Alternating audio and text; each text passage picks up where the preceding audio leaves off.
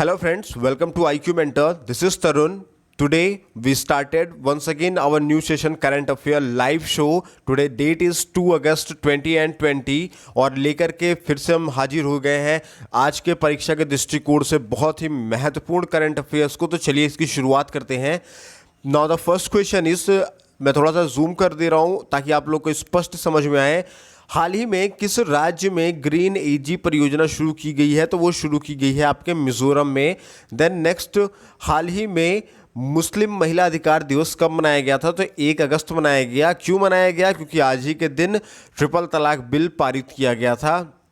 Then next आगे बढ़ते हैं। हाल ही में रिलायंस पावर और जेआरई ने किस देश में 745 मेगावाट प्राकृतिक गैस संयुक्त चक्र बिजली परियोजना के लिए एडीबी के साथ समझौता किया है? तो उन्होंने किया है बांग्लादेश के साथ हुआ है। बांग्लादेश के साथ ही मिलकर के अभी मेघालय में संपत्ति अभ्यास भी हुआ था। इसके अलावा मुफ्त इंटरनेट सेवाओं पर प्रतिबंध लगा दिया था। बांग्लादेश ने अभी डिजिटल हार्ट प्लेटफॉर्म लॉन्च किया हमारे इस बांग्लादेश ने। उसके अलावा क्रिकेट बोर्ड के खिलाड़ियों के स्वास्थ्य और मानसिक शांति को ट्रैक करने के लिए एक ऐप भी बांग्लादेश ने लॉन्च किया था। देन नेक्स्ट क्वेश्चन की तरफ हम लोग बढ़ते हैं। कहता है कि हाल ही में 2020 राष्ट्रीय खेल पुरस्कार विजेता चयन समिति में किसे शामिल किया गया है? तो वीरेंद्र सहवाग को दोस्तों शामिल किया गया है। देन बढ़ते हैं आगे की तरफ अपने अगले क्वेश्चन तरफ। हाल ही में गुजरात पुलिस का नया महानिदेशक किसे नियुक्त किया गया है? तो आशीष भाटिया को नियुक्त किया गया था।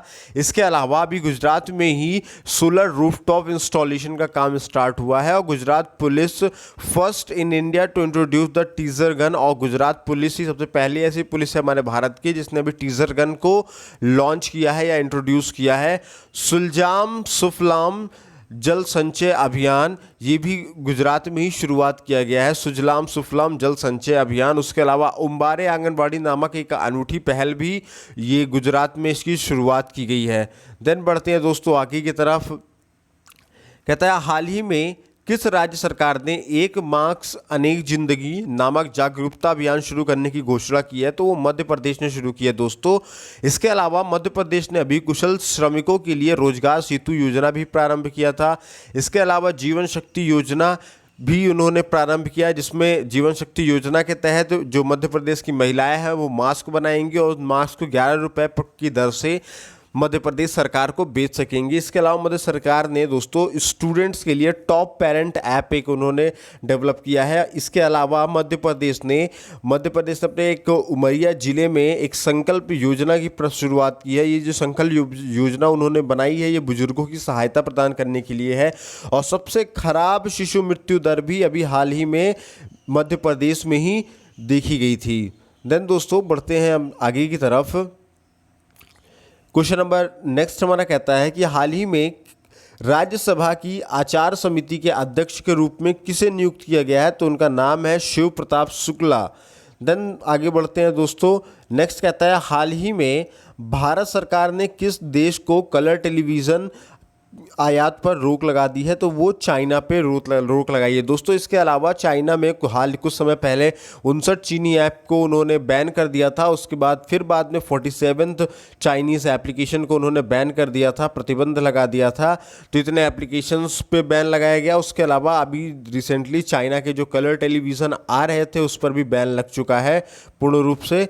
उसके अलावा अब हम नेक्स्ट आगे क्वेश्चन जब बढ़ें तो हाल ही में हरियाणा सरकार ने अपने खेल और युवा मामलों के विभाग के उप निदेशक के रूप में किसे नियुक्त किया गया है? तो दोस्तों हरियाणा के ही 2 हैं ऐसे खिलाड़ी जिनका नाम बबीता फोगाट और कविता फोगाट है। इन दोनों को ही खेल उप निदेशक के रूप में नियुक्त किया गया है। देन दोस्तों बढ़ते हैं हम अपने अगले क्वेश्चन की तरफ। देन दोस्तों शुरुआत कर लेंगे हम फिर से सारी चीज़ों को रिवाइज करते हुए प्रॉपर तरीके से। हाल ही में भारत के किस दिन को मुस्लिम महिला अधिकार दिवस के रूप में मनाया जा रहा है? तो वो था आपका दोस्तों 1 अगस्त।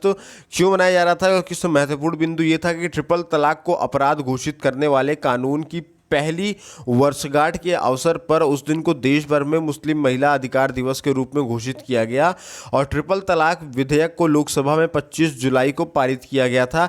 इसके अलावा यह राज्यसभा द्वारा 30 जुलाई को पारित किया गया था और अंत में राष्ट्रपति की मंजूरी मिलने के बाद देश का एक कानून बन गया। ट्रिपल तलाक अधिनियम में क्या था कि ये अधिनियम इस प्रकार की तलाक के कानूनी अपराध मांगता है जिसमें मुस्लिम महिलाओं को पहले डायरेक्टली फ़ोन पे या कॉल पे ट्रिपल तलाक तलाक तलाक 3 बार बोल देते थे, तो इन चीज़ों को ये कानूनी अपराध माना जाने लगा है। अधिनियम के अनुसार जो कोई भी व्यक्ति 3 तलाक पद्धति का पालन करेगा उसे 3 साल की कैद या जुर्माना या सज़ा दोनों भी हो सकती है।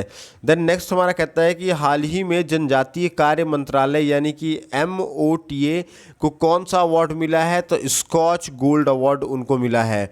क्या है इसके बाद जनजातीय जो कार्य मंत्रालय है को IT सक्षम छात्रवृत्ति योजनाओं के माध्यम से आदिवासियों के सशक्तिकरण के लिए स्कॉच गोल्ड अवार्ड मिला है। जनजातीय मामलों के मंत्रालय मोटा ने digital India and e governance 2020 प्रतियोगिता में भाग लिया था और 66th स्कॉच 2020 प्रतियोगिता से संबंधित पुरस्कारों की घोषणा 30 जुलाई 2020 को की गई थी एंड 66th स्कॉच 2020 प्रतियोगिता India respond to Covid through digital governance नाम से आयोजित की गई थी। देन बढ़ते हैं आगे की तरफ। दोस्तों कहता है हाल ही में किस देश की अध्यक्षता में ब्रिक्स पर्यावरण मंत्रियों की 6ठी बैठक का आयोजन किया गया था, तो वो आयोजन किया गया था रशिया में। आपके दोस्तों रशिया की अध्यक्षता में ब्रिक्स पर्यावरण मंत्रियों की 6वीं बैठक का आयोजन हुआ था जिसमें ब्राज़ील, रशिया, भारत, चाइना और दक्षिण अफ्रीका के पर्यावरण मंत्रियों ने वीडियो सम्मेलन के माध्यम से आयोजित बैठक में भाग लिया और 2021 में अगली बैठक की मेज़बानी भारत करेगा। वहीं केंद्रीय पर्यावरण मंत्री श्री प्रकाश जावड़ेकर ने ब्रिक्स पर्यावरण मंत्रियों की बैठक में भारत का प्रतिनिधित्व किया। इसके अलावा ब्रिक्स में बात अगर हम करें तो ब्रिक्स उभरती राष्ट्रीय अर्थव्यवस्थाओं के एक संघ का शीर्षक है। इसके घटक राष्ट्र जो हैं वो ब्राज़ील, रशिया, इंडिया, चाइना और साउथ कोरिया है। ये जो इसका नाम ही बना है ब्रिक्स दोस्तों, ये शॉर्टकट से बना है। B से ब्राज़ील, R से रशिया, E से इंडिया, C से चाइना और S से साउथ अफ्रीका है। इसकी जो स्थापना हुई थी वो 2006 में हुई थी और इसका जो हेडक्वार्टर है वो शंघाई चीन में है। देन नेक्स्ट आगे बढ़ते हैं। हाल ही में आइवरी कोस्ट का नया प्रधानमंत्री किसे नियुक्त किया गया है, तो उनका नाम है हमीद बकायको। आइवरी कोस्ट के रक्षा मंत्री हमीद बकायको को देश के प्रधानमंत्री के रूप में नियुक्त किया गया है। पूर्व प्रधानमंत्री एमादू गोन कुलिबली का अचानक निधन हो गया जिसके बाद हमीद बकायको देश के अंतरिम प्रधानमंत्री के रूप में सेवा कर रहे हैं। और आइवरी कोस्ट की अगर हम बात करें तो ये एक अफ्रीकी देश है और इसकी राजधानी का नाम है यामोसुक्रो और यहाँ की मुद्रा है वेस्ट अफ्रीकन CF फ्रॉक और राष्ट्रपति का नाम है अलासेन उतारो। देन नेक्स्ट क्वेश्चन हमारा कहता है दोस्तों हाल ही में किस बैंक के सहयोग ट्रांजिशनल CIBIL ने MSME सक्षम पोर्टल लॉन्च किया है, तो सब्सिडी ने ये चीज़ें की है। उसके अलावा भारतीय लघु उद्योग विकास बैंक यानी सिडबी ने ट्रांस यूनियन CIBIL के सहयोग से one stop knowledge portal launch किया है और MSME सक्षम को सूक्ष्म लघु और मध्यम उद्योगों के लिए लॉन्च किया गया है। MSME के लिए MSME सक्षम एक व्यापक वित्तीय शिक्षा और ज्ञान मंच है। अगर सिडबी की बात करें तो भारतीय लघु उद्योग विकास बैंक है। इसकी स्थापना हुई थी 2 अप्रैल 1990 में और जो इसका हेडक्वार्टर है वो आपके लखनऊ उत्तर प्रदेश में है और इसके अध्यक्ष का नाम है मोहम्मद मुस्तफ़ा। हाल ही में एक मास्क अनेक जिंदगी जन जागरूकता अभियान किसने चलाया था, तो मध्य प्रदेश ने चलाया था, जो हम थोड़ा देर पहले आपको बता दिए हैं कि कोरोना संक्रमण को रोकने के लिए मध्य प्रदेश सरकार द्वारा एक जन जागरूकता अभियान एक मास्क अनेक जिंदगी का प्रारंभ किया गया है। यह अभियान 1 अगस्त से 15 अगस्त तक मध्य प्रदेश के कई जिलों में संचालित किया जाएगा। इस अभियान के दौरान लोगों को कोविड-19 संक्रमण से बचाव के उपायों के बारे में बताया जाएगा। मध्य प्रदेश की राजधानी भोपाल है और वहाँ के मुख्यमंत्री का नाम शिवराज सिंह चौहान है और राज्यपाल का नाम है आनंदीबेन पटेल, जो उत्तर प्रदेश की भी राज्यपाल है। हाल ही में यूएन और आईकॉन्गो के ने कर्मवीर चक्र पुरस्कार से किसे सम्मानित किया है, तो सुनील यादव एसएस को सम्मानित किया है। एसएस प्रेरणा के संस्थापक विश्व रिकॉर्ड धारक सुनील यादव एसएस को कर्मवीर चक्र पुरस्कार से सम्मानित किया गया है। ग्लोबल फेलोशिप अवार्ड संयुक्त राष्ट्र और अंतर्राष्ट्रीय परिसंघ द्वारा गैर सरकारी संगठन आईकॉन्गो द्वारा स्थापित किया गया है। उन्होंने अपने टेलीग्राम चैनल एसएस मोटिवेशन के माध्यम से समाज के लिए अथक योगदान के लिए पुरस्कार प्राप्त किया है। वह सामाजिक मुद्दों को संबोधित करता है और अपने चैनल के माध्यम से हर दिन लोगों को प्रेरित भी किया करते हैं। उसके अलावा नेक्स्ट, हाल ही में किस राज्य में पहली हेलीकॉप्टर सेवा का शुभारंभ किया गया है, तो वो उत्तराखंड में शुभारंभ इसकी की गई है। भारत सरकार ने क्षेत्रीय कनेक्टिविटी योजना उड़े देश का आम नागरिक उड़ान के तहत नागरिक उड्डयन मंत्री एमओसीए ने उत्तराखंड राज्य में पहली बार हेलीकॉप्टर सेवाओं का संचालन किया है। हेलीकॉप्टर सेवाओं का संचालन एमओसीए द्वारा देहरादून के सहस्त्रधारा हेलीपैड से गौचर और चिन्याली सौड़ तक किया है। उत्तराखंड की बात करें तो वहाँ के मुख्यमंत्री हैं त्रिवेंद्र सिंह रावत, राज्यपाल है बेबी रानी मौर्य और वहाँ की राजधानी है आपकी Dehradun. Then question number next है हमारा, हाल ही में किस भारतीय लेखिका को उपन्यास बर्न्ट शूटर को प्रतिष्ठित बुकर अवार्ड के लिए चुना गया है, तो उनका नाम है अवनी दोषी। दुबई में रहने वाली ये भारतीय मूल की लेखिका हैं अवनी दोषी और उनके उपन्यास बर्न्ट शुगर के लिए प्रतिष्ठित 2020 बुकर पुरस्कार के लिए चुने गए हैं। 13 लेखकों की सूची में शामिल किया गया है। वहीं अवनी दोषी के अलावा इस सूची को 2 बार बुकर पुरस्कार जीत चुकी हिलेरी मेंटल को उनके उपन्यास the mirror and the light के लिए इस सूची में शामिल किया गया था। और अवनी दोषी का जन्म वर्ष 1982 में अमेरिका के न्यू जर्सी में हुआ था और वर्तमान में वे दुबई में रह रही हैं।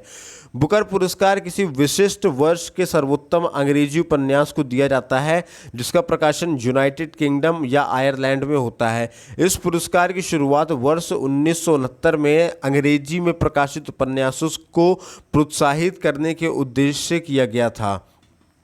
देन विश्व स्वास्थ्य संगठन के कार्यकारी बोर्ड के ब्यूरो की बैठक की अध्यक्षता किस देश के स्वास्थ्य मंत्री द्वारा की गई, तो वो भारत के स्वास्थ्य मंत्री द्वारा की गई थी। देन नेक्स्ट, हाल ही में एडीबी ने भारत को कोविड-19 का मुकाबला करने के लिए कितने राशि को मंजूरी दी है, तो $3 मिलियन की सहायता दी गई है। एशियाई विकास बैंक यानी कि एशियन डेवलपमेंट बैंक ने कहा कि उसने भारत को कोविड-19 महामारी का मुकाबला करने के लिए सरकार को आपात पहल का समर्थन करने के तहत $30 लाख यानी करीब 22 करोड़ रुपए का अनुदान देने को मंजूरी दी है। यह अनुदान एडीबी अपने एशिया प्रशांत आपदा प्रतिक्रिया कोष से उपलब्ध कराएगा। एडीबी की बात करें तो फुल फॉर्म है एशियाई डेवलपमेंट बैंक। ये एक तरह का क्षेत्रीय विकास बैंक है। इसकी स्थापना 19 दिसंबर 1966 में हुई थी दोस्तों और इसका मुख्यालय मनीला में है। मनीला आपका फिलीपींस में पाया जाता है। तो उम्मीद करता हूँ दोस्तों ये वीडियो आपको पसंद आई होगी। पसंद आ जाए तो हमारी वीडियो को लाइक कर दें, शेयर कर दें और सभी दोस्तों के साथ सब्सक्राइब कर दें। हमारे चैनल को भी चलाते हुए चलें IQ मेंटर को। ये आप देख पा रहे हैं, ये हमारी प्लेलिस्ट का स्क्रीनशॉट है जिसमें हम डेली बेसिस पे आपके लिए करंट अफेयर लेकर के आते हैं। देखिए लिखा भी हुआ है 29 जुलाई, 30 जुलाई, 31 जुलाई, 1 अगस्त और आज है 2 अगस्त। आज की भी अपलोड हो चुकी है करंट की वीडियोस। तो आशा करता हूँ बहुत पसंद आई होगी आपको। लाइक कर दीजिएगा, शेयर कर दीजिएगा और सब्सक्राइब करते हुए चलिएगा। थैंक यू दोस्तों, हैव अ नाइस डे। अपना ख्याल रखिए, मस्त रहिए, खुश रहिए।